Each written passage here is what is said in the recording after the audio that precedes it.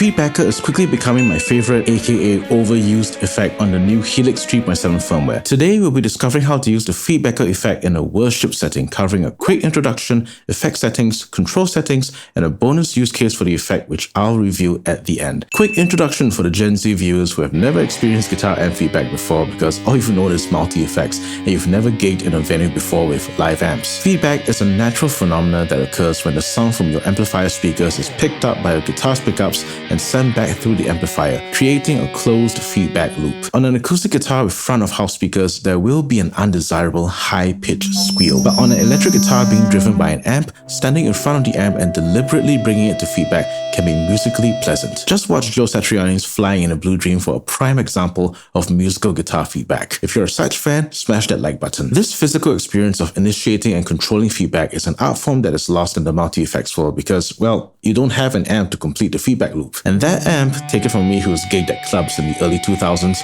will have to be loud. That's where this feedbacker effect comes in. It's based off the Digitech Freqout, a natural feedback creator that puts the control of feedback tone on your feet at any volume. Here are my settings for the feedbacker effect. The three most important parameters to tweak are the feedback type, attack, and release times. Feedback type determines the frequencies and harmonics that will be generated. Attack and release determine how fast or slow the effect takes to come in and out respectively. Based on my memory of real-life amp feedback, +2 octaves for lead playing sounds right, and I think an attack of 4 seconds and a release of 1 second feels right. The rest of the parameters can stay stock.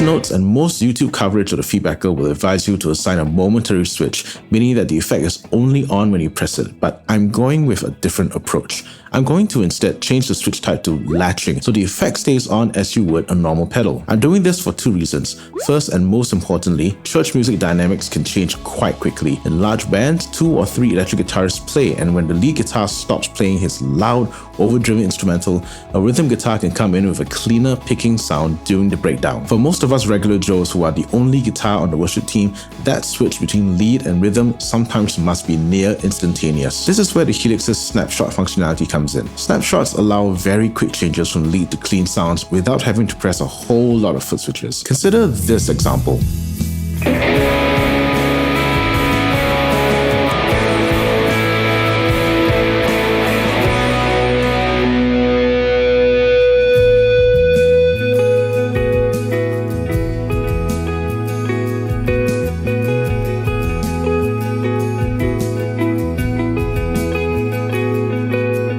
If I were to have the feedbacker on momentary, I'd have to select the lead snapshot, switch to foot switch mode, engage the effect at the end of the solo, disengage, switch out of foot switch mode, select the clean snapshot. Or you can do what I've done, which is to copy the lead snapshot, paste it on another foot switch and label it the feedback snapshot with the effect engaged and toggle between the two when feedback is desired. Much less tapping, and it gives me the ability to switch to different effects very quickly. I have 2 performance notes for you as you practice using this for worship. Firstly, be aware of how high-pitched the effect can be depending on the triggering note. Remember my personal preference for 2 octaves? If I end the solo on the same note as the recording, we get this.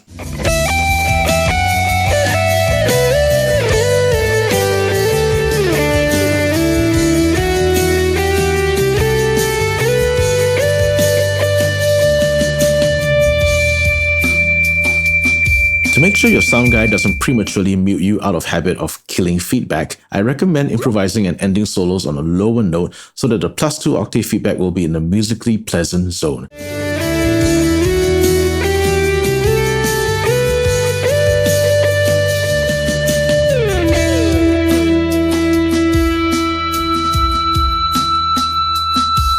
Of course, you could also adjust the feedback type to just +1 octave. That's up to you. Secondly, even though the feedbacker effect technically works over any string that you choose to land on, the effect is very much dependent on sustaining vibrational energy of the string for as long as possible. In my tests, I found that the lower strings, especially the A, D, and G strings, are much easier to control or sustain and won't prematurely choke out. You can use the effect on the high B and E strings, just be aware that they tend to lose their vibrational energy faster. This also means that vibrato techniques vis-a-vis any organic technique that takes energy from the string will kill the effect faster. My advice is to lighten up your touch on the string just before you strike it for the effect and don't apply too much vibrato. Actually, that makes approaching the feedbacker similar to an Ebow, which leads us to the bonus use case for the feedbacker, a faux Ebow. Retaining my attack and release settings but changing the feedback type to unison, we get this sound.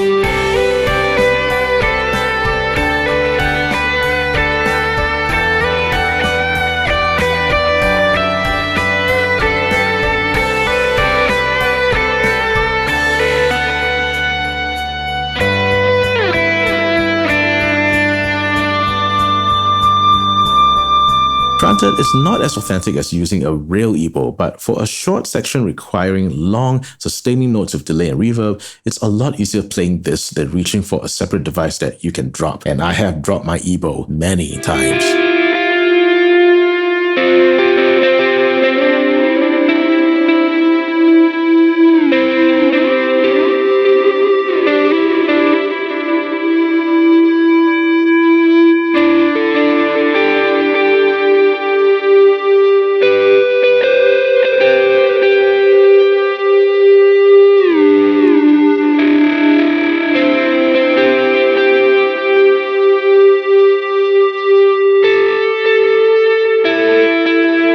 And that's how I'm using the feedbacker effect on the Helix. What about you? Are you a fan of musical feedback? Do you see yourself using this effect in your Sunday setlist?